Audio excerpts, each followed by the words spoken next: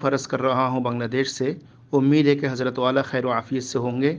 حضرت گزشتہ کل ہمارے یہاں دارالعلوم دیوبند سے ہمارے بڑوں میں سے کسی کی آمد ہوئی تو حضرت نے ختم بخاری کے دوران مولانا سعد کندلوی صاحب کی غلطیوں کے سلسلے میں فرمایا، ہمارے سامنے مسئلہ آیا، دارالعلوم نے فتویٰ دے دیا، اس نے اس غلطی سے رجوع کر لیا، بس مسئلہ ختم ہو گیا، دونوں حق پر ہیں، یعنی شورا اور مولانا سعد صاحب۔ اور ان جیسے مزید کلمات فرمائے، جس کا کلپ میں نے واٹس ایپ کے ذریعہ حضرت والا کی خدمت میں بھیج دیا۔ تو اب حضرت اس بیان سے ہمارے علماء اور ذمہ دار حضرات کو تشویش ہو رہی ہے، کیونکہ حال ہی میں ان کے جو بیانات آ رہے ہیں بظاہر وہ پہلے سے کہیں زیادہ غلطیوں پر مبنی ہے اور وہ پہلے کی غلطیوں پر مصر بھی ہیں۔ اب ہم حضرت والا کی طرف رجوع کرنا مناسب سمجھتے ہیں کہ واقعی اب دارالعلوم دیوبند سے ان کا مسئلہ ختم ہو چکا ہے اور وہ حق پر ہیں، اور کیا دارالعلوم دیوبند کو ان کے بیانات اور ان کے رجوع پر اطمینان ہے۔ برائے کرم اگر حضرت والا اس سلسلے میں کچھ رہنمائی فرماتے تو یہ ہمارے لیے باعث اطمینان ہوتا۔ اللہ تعالی حضرت والا کا سایہ اس امت مرحومہ پر قائم و دائم فرمائے۔ السلام علیکم ورحمۃ اللہ۔ السلام علیکم ورحمۃ اللہ وبرکاتہ۔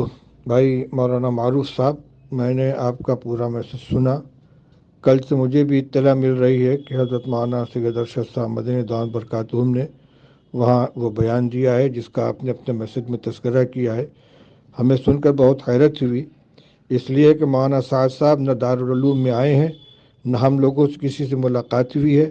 ذاتی طور پر مولانا ارشد صاحب کے یہاں وہ آئے ہیں، وہاں دعوت کھائی ہے، اور ان لوگوں کی کیا گفتگو ہوئی ہم نے نہیں سنا ہے۔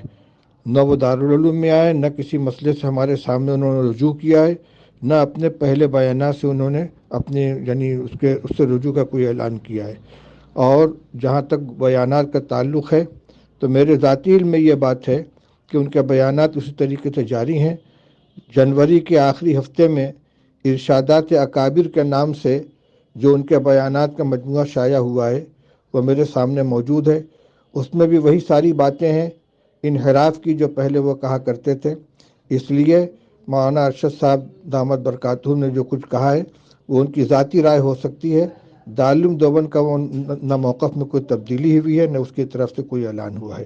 آپ چاہیں تو اس وضاحت کو دوسروں تک پہنچا سکتے ہیں۔ السلام علیکم ورحمۃ اللہ وبرکاتہ۔